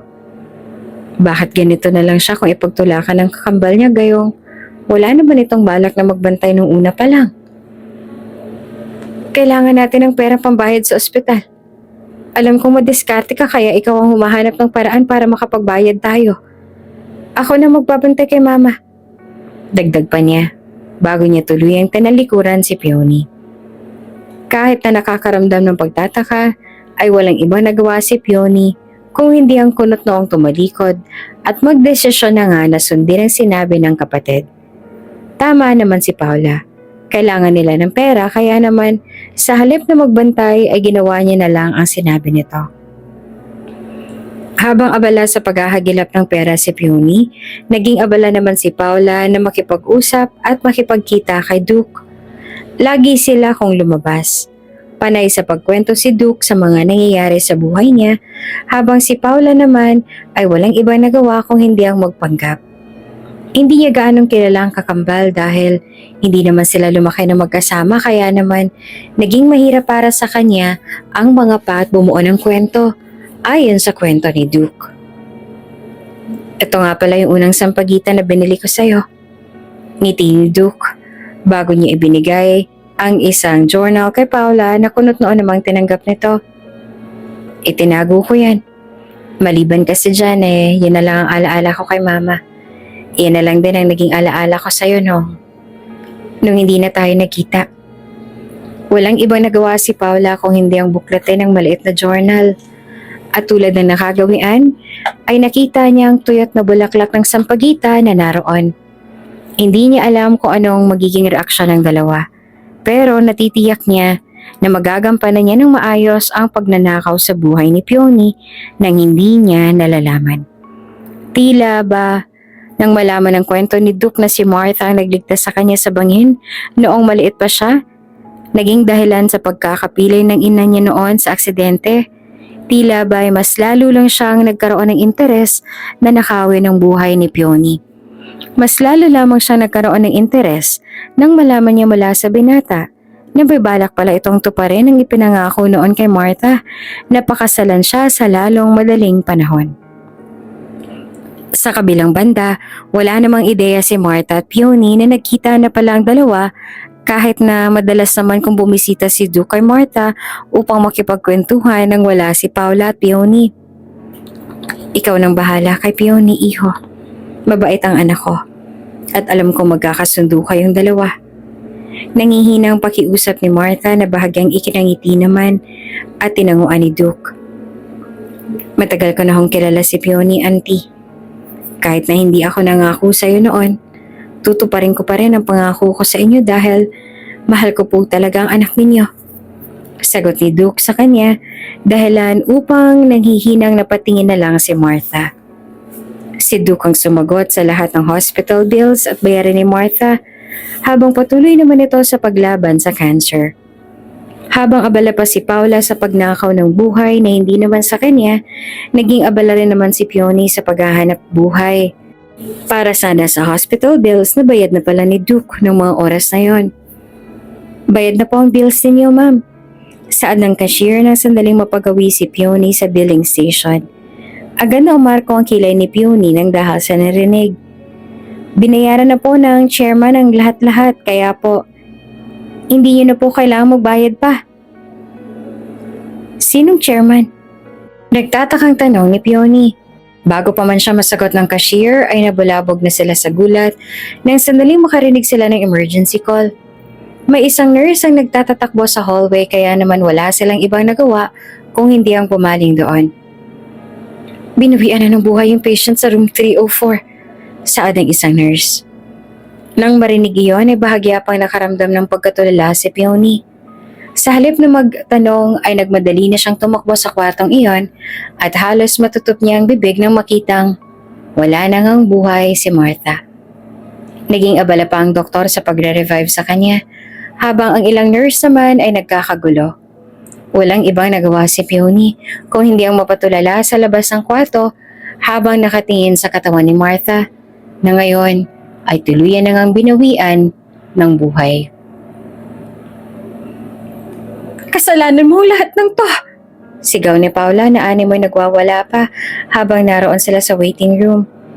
Naghihintay na lang sila ngayon ng oras upang maidiretso na sa morgue ang katawan ni Martha para maimbalsamo. Nang dahil sa'yo namatay si Mama. Ang sabi mo aalagaan mo siya. Naging pabaya ka rin. Habang abala ko sa trabaho, nagpapakasasa ka lang sa buhay mo. Hindi mo alam ang buong kwento ng buhay ko, Paula. Sigaw ni Pony sa kanya kahit na pinagtitinginan na sila ng ibang tao roon sa hallway. Tiniis ko ang lahat-lahat. Akong pumuno ng pagkukulang mo bilang anak. Pagkatapos sasabihin mo ako na kasalanan kong lahat ng to? Bakit ginusto ko ba na magkasakit si Mama? Hindi naman dapat aabot ng ganito si Mama. Kung sinabi mo sa akin na may sakit siya.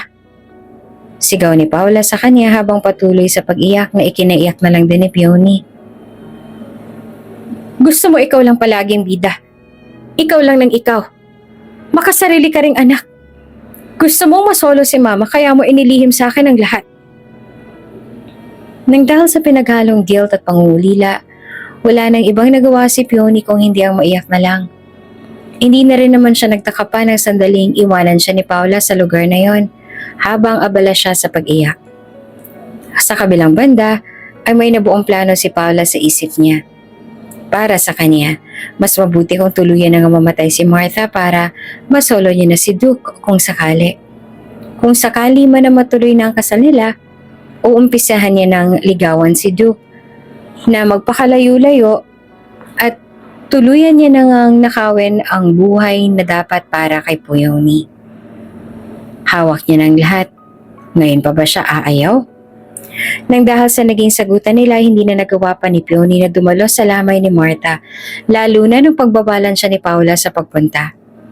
Ilang araw tiniis ni Peony na hindi makita sa mukha ng ina. Habang abala si Paula sa lamay ay wala namang ibang nagawa si Peony kung hindi ang magkulong sa sarili niyang kwarto. Tama ba na bawalan niya si Paula sa pagpunta sa lamay ng nanay nilang dalawa? Sorry, Ma. Sorry kung nagkulang ako sa'yo. Sorry kung hindi ko malang nagawang mabisita ngayon ikaw sa lamay mo. Ni hindi ba kita nagawang kausapin sa huling sandali mo rito? Umiiyak na saad ni Peony sa sarili habang nanginginig sa sakit. Nang dumating na ang araw ng libing, hindi na nagawa pang tiisin ni Peony ang sarili. Bitbit ang isang itim na payong, suot ang isang itim na sweater habang naka-shades at naka-mask, dumalo siya sa libing ni Martha kahit na nasa malayo lang siya. Mula sa pwesto niya ay tanaw na tanaw niya kung paano ibinaba ang kabaong sa hukay. Doon din tila ba bumabagsak ang luha niya. Doon niya rin napagtanto sa sarili niya na tuluyan na nga siyang iniwan ni Martha kaya naman hindi niya na nagawa pang pigilan ng sarili na humagulhol. Alam ko, Eman. Papunta na ako. Sagot ni Duke sa kabilang linya habang abala ang isip niya sa kausap. Kunot noon niyang tinahak ang daan palayo sa libing upang makausap ang sekretarya sa kabilang linya. Nagpatuloy lang siya sa paglalakad hanggang sa tuluyan na nga sila makalayo. Alam ko, tatapusin ko yan. Alam ko may meeting ako sa kanya. May dinaluhan lang akong libing, kaya hindi ako nakapunta. Agad na natigil si Duke sa pagsasalita nang bumangga siya sa isang babae. Nang dahil sa nangyari ay mabilis niya nabitawan ni Peony ang payong at nahubad ang shade sa suot niya. Tanging ang mask na lang na suot niya ang nagkukuble sa mukha niya noong mga oras na bumaling siya ng tingin kay Duke. Agad na umarko naman ang kilay ni Duke nang sandaling umukhaan niya ang mga taong yon. Mga matang pamilyar sa alaala niya. Kunot noon niyang pinagmasdan si Peony, habang si Peony naman, dahil sa takot na makita ng kakambal na hindi siya sumunod sa usapan nila, nag-atubiling tumakbo si Peony palayo kay Duke na ikinagulat lang ni Duke. Hindi niya alam kung bakit pero tila ba may naguudyok sa kanya ng paimbestigahan ng babaeng yon. At hindi nga siya nagkamali dahil sigurado siya sa mga naaalala niya sa nakaraan. Kambal po ang anak ni Mrs. Benitez, sir. Saad ng sekretarya ni Duke bago niya ibinigay kay Duke ang mga pictures na nakalap niya sa investigasyon. Si Peony May Benitez at si Paula Marie Benitez. Nagtatrabaho si Paula sa isang malaking kumpanya, habang si Peony naman ay, base sa mga nakalap pong impormasyon, siya raw ang madalas sa kasama ng nanay niya. Siya rin raw ang nag-alaga kay Martha magmula pa noon. Sinubukan naman ni Duke na pagmasan ang dalawa. Magkaibang larawan ng kambal at doon niya lang napagtanto na malaki nga ang pinagkaiba ni na Paula at Peony. Kung hindi pala si Peony ang madalas niya nakakausap sa ospital at pakakasalan niya sana, bakit hindi mo lang ito itinanggi ni Paula sa kanya? Isang sampal ang iginawad ni Paula kay Peony nang sandaling malaman niya na lihim na nagpapaimbestiga si Duke sa kanilang dalawa ng kapatid niya. Nakarating kasi sa kanya ang balita na may nakita raw si Duke na kahawig niya sa libing ng nanay nila, kaya naman iyon ang nagtulak kay Duke upang makaramdam ng doubt sa pagkatao niya. Nang dahil sa nangyari, ay animong nasisira na ang plano nilang dalawa. Kaya naman hindi niya na nagawa pang pigilan ang sarili na sumugod sa kakambal nang makita niya ito sa dati nilang bahay. Hindi ba't sinabi ko sa'yo na huwag ka magpapakita sa libing ni Mama? Mas kinakailan talaga ang bobo mo! Sigaw ni Paula sa kanya, dahilan upang naluluha siyang binalingan ng tingin ni Peony. Ako nagpakahirap na mag-alaga kay Mama. Tapos pagkakaitan mo ako na makita ko siya? Bakit? At para saan? Para makakante ka ba? Saad ni Peony habang umiiyak na ikinaismid na lang ni Paula. Baka nakakalimutan mo na nanay ko rin yun. Akong gumawa ng mga responsibilidad mo sa kanya, kaya wala kang karapatang pagkaitan ako sa mga gusto kong mangyari. Sinisira mo ang mga plano ko. Alam mo ba yon, ha? Saad ni Paula habang masamang nakatitig kay Peony. Nang dahil sa'yo, Peony, nasira ang lahat ng mga plano ko. Sigaw ni Paula bago niya inangat ang kamay niya sa ere upang gawaran sana ng sampal si Peony. Napapikit si Peony sa nangyari upang ihanda ang sarili na tanggapin ang sampal ng kapatid para sa kanya, pero napamulat din siya nang wala siyang natanggap na sampal mula kay Paula. Ganun na lang ang gulat niya nang makitang nakabitin sa ere ang kamay ni Paula dahil hinarang ito ng isang lalaki. Huwag na huwag mong sasaktan si Peony, Paula. Saad nito bago niya parsahang ibinaba ang kamay ni Paula na ikinaiyak na lang nito. Gulat na bumaling si Peony sa lalaki at gano'n na lamang ang gulat niya nang mamukhaan niya ito. Duke? Gulat na tanong ni Peony. Sa halip na sumagot ay walang ibang nagawa si Duke kung hindi ang hilahin palayo sa room si Peony. Gusto niyang sisihin ang sarili dahil hindi niya maintindihan kung bakit hindi niya nagawang makilala ang kaibigan. Alam niyang may pagkakamali siya at gusto niyang bawiin lahat ng mga araw na nasayang niya sa ibang tao. Duke, hindi ko alam na makikita pa tayo. Hindi na rin nagawa pang sundan ni Peony ang sasabihin niya nang sandaling harapin siya ni Duke at yakapin ng mahigpit na bahagya niyang ikinagulat. Gaano ba siyang namiss ng kaibigan at kailangan pa nitong gawin ito? Duke, babawi ako sa iyo, Peony. Sagot na lamang ni Duke sa kanya habang patuloy sa pagyakap sa kanya. At tulad ng pangako ni Duke ay ginawa niya ang lahat ng makakaya niya upang makabawi nga kay Peony. Doon niya rin inamin kay Peony ang lahat, kaya namang gano'n na lamang ang tuwa ni Peony. Ilang buwan na nakalipas ay tinupad na nga ni Duke ang pangako niya kay Martha at iyon nga ay ang pakasalan si Peony. At gumawa na nga ng tuluyan ng pamilya kasama ito. Sa kabilang banda, hindi rin naman nagawa pang manggulo at magpakita ni Paula dahil sa kahihiyan. Tuluyan na nga rin itong umalis sa trabaho niya at nagpakalayo-layo na lamang sa probinsya upang doon magsimula ng tahimik at simpleng buhay malayo kay Peony. Ang buhay ay puno ng sakripisyo. Nasa sayo na yan kung paano mong pahahalagahan ang sakripisyo ng iba para sayo. Ikaw, hanggang saan aabot ang sakripisyo mo?